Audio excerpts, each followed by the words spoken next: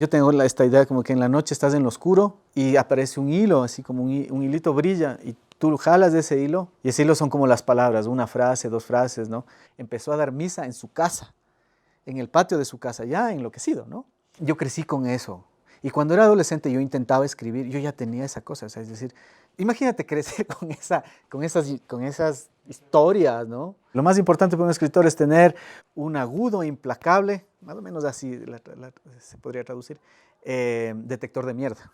Le quiero encomendar algo muy importante, si usted me quiere de verdad, quiero que lo cumpla. Yo no sabía, te juro, Andy, hasta ese momento que estaba escribiendo, no sabía que iba a salir el manuscrito. Pero cuando ya, ¿qué más le puede encomendar? Yo siento que eso es la literatura, ¿no? Es como esa promesa a la que puedes volver constantemente. También me ha ayudado a volver a esa promesa la lectura. Soy Edwin Alcaraz, escritor ecuatoriano. Los invito muy profundamente, con mucha alegría, a ver Books 593.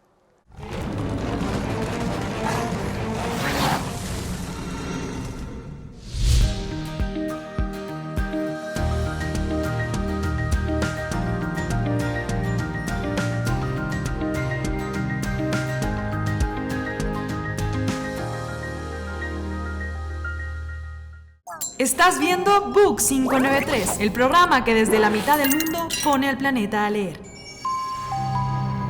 Saludos amigas y amigos de Book 593, mi nombre es Andy Cifuentes, ¿cuál es el tuyo? Cuéntame tu nombre y tus reacciones de este video en los comentarios. La magia de la literatura nos une para compartir este episodio de Book 593 en el que descubriremos al escritor Edwin Alcaraz, nacido en Quito en 1981. Hablaremos acerca de su trayectoria literaria y de su última joya, la novela Mal de Espejos. Además, Edwin nos comparte en un bonus track secreto una teoría narrativa fascinante acerca de cómo se construyen las historias. Esto es Book 593, el programa que desde la mitad del mundo pone al planeta entero a leer. En el contexto en el que yo me desenvolvía, que es en el barrio de Toctiuco, ¿no?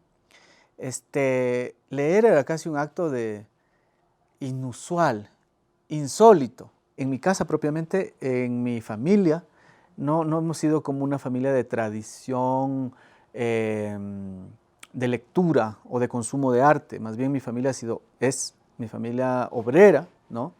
Mis padres, ¿no? Hijos de obreros, de campesinos más bien, que llegaron a Quito en la oleada de los 60s, cuando Quito empezó a crecer mucho, ¿no? En mi casa había una biblioteca muy pequeña de libros usados, básicamente de segunda mano, de esta librería en la que mi padre cuando era adolescente empezó a ir por su hermano, digamos, quien iba por mi abuelo, que aparece en la novela de la que vamos a hablar luego. Yo recuerdo tenía como 14 años y estaba ahí en los estantes y encontré un libro pequeñito de Bruguera que decía Trópico de Cáncer en unas letras grandes y había un dibujo de un torso femenino semidesnudo. Entonces yo tenía 14 años, ¿qué más podía hacer sino abrir ese libro? Pues? Y entonces me enganché desde la primera frase con Henry Miller. Claro, me influyó muchísimo tiempo Henry Miller, era como, wow, ¿esto qué es? Y claro, ese tipo de descubrimientos para mí eran como flashes. Nunca realmente he tenido como una educación literaria, llamémoslo así, ¿no? En el canon, en las tendencias, ¿no es cierto? En las corrientes, en la estructura académica, ¿no? De la literatura. No me pasó de otra manera. Yo llegué así como a los altos del matas intuitivamente y me quedaba con lo que me gustaba, poco así, ¿no? Y yo creo que eso ha influido mucho en la manera en que yo tengo de entender la literatura también y de escribir. Como un acto más bien de resistencia primero y un acto también como de rebeldía un poco. A finales de 2022, la editorial Planeta publicó Mal de Espejos, que marca el debut como novelista de Edwin Alcaraz. A continuación, el autor nos comparte su fascinante proceso creativo y la pieza clave que lo ayudó a terminar esta narración luego de 20 años de estar trabajando y tener un nudo creativo. ¿Por qué toma tanto tiempo? Cuando escuchas a los doctores que toma 8 años para ser médico familiar y después un montón más para ser cirujano, verdad. Uno se pregunta ¿por qué tanto tiempo? Sí, tienes razón. Y yo había leído en revista Diners, tú decías que esta novela ya la traías en la cabeza desde adolescente, la historia de tu abuelo. Sí, verdad. ¿Por qué toma tanto, toda una vida, llegar a los 40 años para sacar esta novela que el adolescente Edwin ya la tenía? Qué buena. Es muy profundo lo que dices ahí, hay un montón de cuestiones muy profundas en esa pregunta. Y yo tenía, Andy, te digo, tenía unas buenas 100 páginas escritas, pero no tenía la forma. Tenía solo el material ahí. La atiendo además porque emocionalmente era muy fuerte para mí. Cuando yo nací, yo de alguna manera me amamantaba con las historias de mi papá sobre su papá, que eran historias de un niño, porque él no tuvo más experiencia con él. Entonces él repetía las experiencias de un niño, más o menos fantásticas, más o menos místicas, más o menos míticas incluso, ¿no? De una persona enloquecida, porque él tenía una enfermedad mental. No, cuando yo era niño no tenía estas palabras, solo tenía la historia de mi papá. Y mi papá decía, mi papá era una persona que escribía, que salía a caminar en el centro y entraba a las iglesias, discutía con los curas sobre filosofía. Ni siquiera, yo tenía 5 años, 7 años, ¿qué imagen yo me hacía en la cabeza? Empezó a dar misa en su casa, en el patio de su casa, ya enloquecido, ¿no? Y repartía la comunión a sus hijos y todo esto era visto como un escándalo en ese tiempo. Imagínate cómo sería, ¿no? En Quito, esta ciudad pequeñita. Entonces yo crecí con eso. Y cuando era adolescente yo intentaba escribir, yo ya tenía esa cosa, o sea, es decir, imagínate crecer con esas historias, ¿no? De una persona que ni conocía, una persona que había 2 fotos. Cuando nació mi hija, y yo empecé a revisitar esto, porque yo lo tenía ahí en la refri. Porque yo estaba haciendo otra cosa, escribiendo periodismo, escribiendo otras cosas, ¿no? Periodismo narrativo, intentando este estilo también. Pero cuando nació la Rafa, antes, en todo este periodo, yo empecé a revisar eso. Y necesariamente iba a revisar eso. Pues, ¿qué era la paternidad, sino la paternidad de mi papá? ¿Qué era? Un delirio, básicamente. Lo que yo tenía eran pedazos, jirones de fantasías, ¿no? Y me acuerdo, ahora que estoy conversando contigo, me acuerdo que yo estaba en Madrid, en la biblioteca del CSIC, me acuerdo abrir la compu y empezar esta historia de una persona que habla enloquecidamente, que busca a Dios, ¿no? Y luego poco a poco me fui dando cuenta de que él buscaba a Dios como yo lo busco a él. Y básicamente de la misma manera enloquecida y neurótica que él inventaba, yo me estoy inventando él. Como dice Hemingway, lo más importante para un escritor es tener un agudo, implacable, más o menos así se podría traducir, detector de mierda. Eso es un escritor. Es lo más importante de un escritor. Entonces puedes escribir miles de huevadas, pero necesitas tener bien ajustadito tu detector de mierda para que no publiques. O sea, escribir una cosa, publicar es otra cosa, ¿no? Entonces yo tenía ahí eso. Decía, pero no lo puedo hacer nada, no puedo hacer nada. Eso, tal vez por eso pasaron años, ¿no? Y en la pandemia, bastante tiempo después, en ese tiempo blanco de la pandemia, y ahí estaba haciendo, hasta ahora hago meditación. Entonces en un momento blanco también de la meditación, sin pensamientos, me acordé de otra de mis obsesiones que hasta ahora tengo, que es Pablo Palacio. Y le vi a don Pablito en una casa del centro en la que siempre me he imaginado que él vivía. Yo he leído un montón de cosas, he investigado mucho de él. Él vivía en una casa por la Manabí, y si no estoy equivocado, Olmedo, que ya no existe esa casa, pero ahí era como una pensión. En la meditación, en ese momento blanco, los vi en un cuarto. Y después de que ya, digamos, cerré la meditación, digo, esto pudo haber pasado. O sea, las fechas coinciden. Mi abuelo probablemente vino, tal vez ya enloquecido, porque la enfermedad mental se empieza a manifestar desde muy niño. Vino de Mulaló, ¿no? Que es un pueblito pequeño cerca de La Tacunga, ¿no? Por esa época habrá venido, estaba deambulando solo, enloquecido como un niño de la calle, cuando no un Pablo Palacio, tal vez ya enloquecido también un poquito, un poco adolescente también, cuando llegó apenas de Loja, ¿no? Estaba aquí también, en 1921. Entonces no me costaba nada encontrarles, ¿no? Y yo dije, esto me interesa, esto está chévere. Y me senté a escribir lo que pudo haberle dicho don Pablo a ese niño de la calle. Y eso está en el capítulo 2, ¿no? En el capítulo 2 de la novela está como, caballerito, ¿qué hace usted aquí? Y empecé como a parodiar la voz de don Pablo.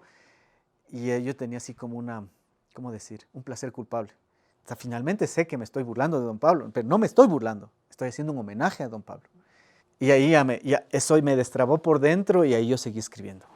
Entonces ahí cogí todo lo que ya tenía escrito, volví a escribir, ya con esta idea. Por eso creo que dura tanto, por lo menos en mi caso, ¿no? Es hasta que encontré la experiencia que pudo destrabar esta idea. Desde adolescente tiene un poema que se llama Ojeras de Virgen y era un proyecto que era Ojeras de Virgen, del que habla varias veces, del que menciona un gran texto que lleva escribiendo toda la vida.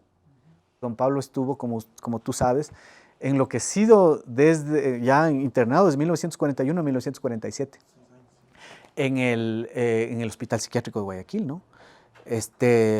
Y su esposa, doña Carmen Palacios, lo sostenía trabajando. Y ella trabajaba dentro del mismo hospital para sostener un tiempo, ¿no? Entonces nada me costaba que llega mi personaje, habla con doña Carmen Palacios, le hacen pasar y don Pablo Palacios le dice, le reconoce por un instante, ¿no? Y el abuelo dice, yo he venido para que me bendiga. Claro, don Pablo, ¿cómo puede bendecir un marxista-leninista convencido, sino en el nombre de Marx y de Engels? Dice que Carlitos Marx le bendiga. Entonces ahí se produce una conversación y sale.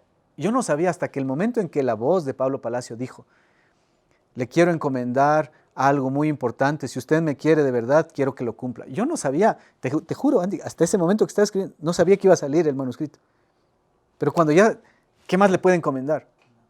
Sale el manuscrito, Ojeras de Virgen, y ahí salió la segunda parte de decir, Ojeras de Virgen está en un lugar, y ahí salió otra vez Toctiuco, de Cruz Loma, cerca donde hay una mujer indígena que guarda los manuscritos perdidos. O sea, al rato que estoy escribiendo, digo, sí, cierto, claro, y esto podría conectarse con esto, y esto podría conectarse con esto. Y va pasando. Y mientras escribías ese pasaje era como cumplir un sueño. Porque yo me imagino, sobre todo a Edwin Alcaraz, con el que estoy hablando ahorita, que si pudieran coger una máquina del tiempo, viaja a visitar a Pablo Palacio y hacer lo que hace su personaje, el abuelo. Arrodillarse y bendígame a don Pablo. Sin duda. Es que eso también es la literatura, ¿no? Por eso me interesaba mucho todas estas, ¿cómo decir? Estos jirones de historia, de las historias que no fueron. Con don Pablo, la historia que no fue, la novela que no fue. Con mi abuelo, el hombre que no fue, el que yo no conocí, ¿no es cierto? Y un poco con nuestra tradición literaria, ¿no? Ahora es un poco diferente, gracias a Dios, pero era como esta sensación, esta emoción de conectar todo, ¿no? Y de alguna manera, como tú dices, sí, me mueve mucho emocionalmente el pasado. He aprendido en hombros de gigantes. Es la frase que pueden repetir en común los grandes seres humanos de la historia. En Book 593 aprendemos de gigantes literarios y en esta ocasión aprovechamos para charlar con Edwin acerca de cuál considera que es el secreto clave para ser escritor. Además, nos compartió su experiencia en el proceso editorial con esta novela y nos comentó qué siente cuando sabe que su libro es un éxito con los lectores. Y ojo que aún falta el bonus track. Los padres de familia, cuando ahora el hijo les dice yo quiero escribir, ya no se jalan tanto los pelos como antes, porque ahora hay una esperanza de que se vuelva una Ojeda, un Ampuero, un Alcaraz, un Vizcaíno, y eso es calidad, ¿no? Y eso es hablar de las grandes ligas literarias del mundo, de la lengua hispana. Y aprovechando que está aquí, que no pasa como con Pablo, don Edwin, que nos puede hablar a los que queremos escribir, a los que queremos aprender, háblame de cuál es ese trabajo. Porque mira, desde los 18 años que te inscribes en el periodismo en la facultad de Nafaxo, con el sueño de ser escritor, sí, pero de ganarse un pan hasta mientras escribiendo en el diario. Así es. Y de ahí pasa hasta los 40, más de 22 años, un viaje para poder tener detrás tuyo 2 de tus libros en esas bellas ediciones y que creo que es la puerta para muchos más, ¿no? Pero ha sido un viaje de 22 años. Sí. ¿Cuál es el trabajo? Si hay una actividad que no se puede descuidar, ¿cuál es esa para el que quiere escribir? Qué buena idea. Muchas gracias, sí. Es muy emocional la pregunta, te agradezco mucho. Para mí ha sido como un camino de la lectura principalmente. Sí, la poética de la lectura. Como buscar dentro de los libros algo que me puede decir. Por eso, de alguna manera, yo sigo leyendo algunos libros que encontré de adolescente. Yo sigo leyendo eventualmente Dostoyevsky, por ejemplo. La primera vez que yo leí Dostoyevsky, Crimen y Castigo, yo leía estas escenas, ¿no? De Marmeladov, las escenas de Sonia, ¿no? De Raskolnikov y toda esta gente que vive, ¿cómo vivía? Yo la verdad que, claro, él escribió hace 150 años, lo que fuere, Pero él estaba hablando de Toctiuco. Él estaba pintando la plazoleta de Toctiuco. Yo decía, este man, ¿cómo me conoce? Yo siento como si la literatura fuera una promesa que uno se hace a uno mismo, una promesa secreta, que se hace en lo oscuro, casi cuando eres adolescente, supongo. O es lo que me ha pasado en todo caso. Es como en lo oscuro, en el secreto de ti mismo, por alguna razón te pasa que te prometes la literatura. O sea, esto es mi vida. Yo aquí soy, aquí me siento, aquí estoy, ¿no? Si a uno le pasa eso, a las personas que nos están viendo, le ha pasado eso, uno puede ser fiel a eso, que de hecho es lo más importante, digamos, como no, los estudios van y vienen, la plata va y viene, las cosas van y vienen, pero uno, en la esencia de uno, siempre está ahí, es como el brillo de los ojos, ¿no? Está ahí. Si eres bebé o tienes 90 años, está ahí. Yo siento que eso es la literatura, ¿no? Es como esa promesa a la que puedes volver constantemente. También me ha ayudado a volver a esa promesa la lectura. El proceso de edición, te digo, eso yo tengo que reconocer muy claramente. El proceso de edición de Planeta ha sido muy profesional. Algo que yo no había tenido aquí con otros textos, ni como corrector, porque yo también hago corrección de estilo, ni como en el mundo editorial del Ecuador. Fue una experiencia muy grata, muy interesante, y también que tenemos cuando trabajas con una editorial grande, tiene ciertas ventajas, ¿no? Es como no tienes que ir a hablar con las librerías, ya está en las librerías. O sea, eso llegó a las librerías, está en las librerías. El rato que se acabó, porque se acabó la primera importación que hicieron, yo le escribí al encargado de distribución en Colombia y me dijo, listo, la próxima semana está otra vez.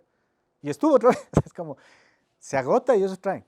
Cuando llegas a la semana a la librería y te dicen, no, se agotó, toca esperar que venga de Colombia. ¿Qué sientes como autor? ¿Qué sientes con esa relación de los lectores? Te debes encontrar gente en la calle que te echa la mano, que te dice, oye, tú eres el de Mal Despejo. Es lindo, sí. Sabes, la obra de arte en el formato que nos convoca a la literatura, la obra de arte funciona en el lector, no funciona en el autor. El autor o la autora es una especie como de antena, ¿no? Que coge el rayo. Si el rayo se queda en la antena no pasa nada. Es el momento en que ilumina las cosas cuando pasa, ¿no es cierto? Entonces, yo tengo como mucho agradecimiento a las personas que leen la novela. Y si es que algo de esa emoción puede conectarse con una persona, para mí es como el cielo. O sea, es como ya, esto ya me desborda. Un lector, para mí, es como esa posibilidad de la luz. Sigue ahí, está el rayo ahí, ojalá, en la novela. Pero el rato que el lector conecta, se hace luz. Hasta que no hay, es donde está la luz, el lector. Ojalá pueda seguirse conectando con más gente.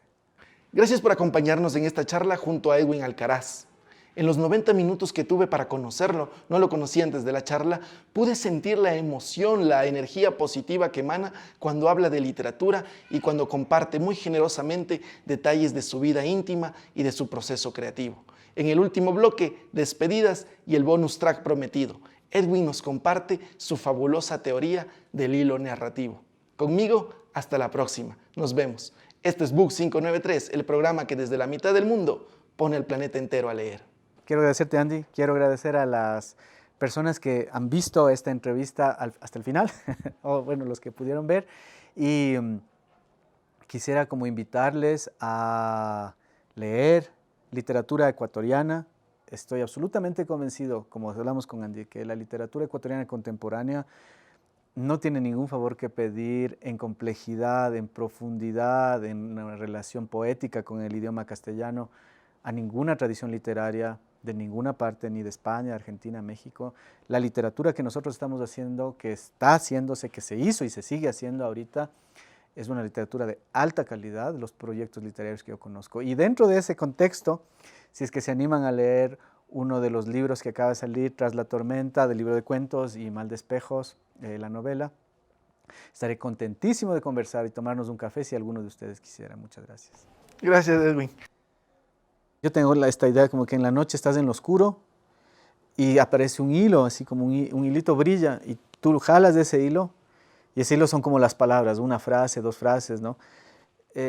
Y todo ese negro es como el subconsciente. Entonces tú vas sacando cositas del hilo y el hilo sigue creciendo, ¿no? Va sacando, va sacando, va sacando, y eventualmente tienes ahí ya un ovillo y tratas de hacer algo con ese ovillo, pero a veces, las más de las veces en mi caso, como que sacas un par de hilos y se rompe. Bueno, no pasa nada. De esos tengo un montón de textos en la computadora, pero eventualmente sigue. Es decir, a veces la voz más bien cobra fuerza y empieza a decir cosas y empieza como a pedir cosas, a inventar recuerdos, a inventar escenas, a inventar gente. Entonces como que empieza a crecer así como agua, ¿no? Como a acumularse. Y eso me ha pasado a veces y eso es lo que he logrado o intentado escribir, ¿no?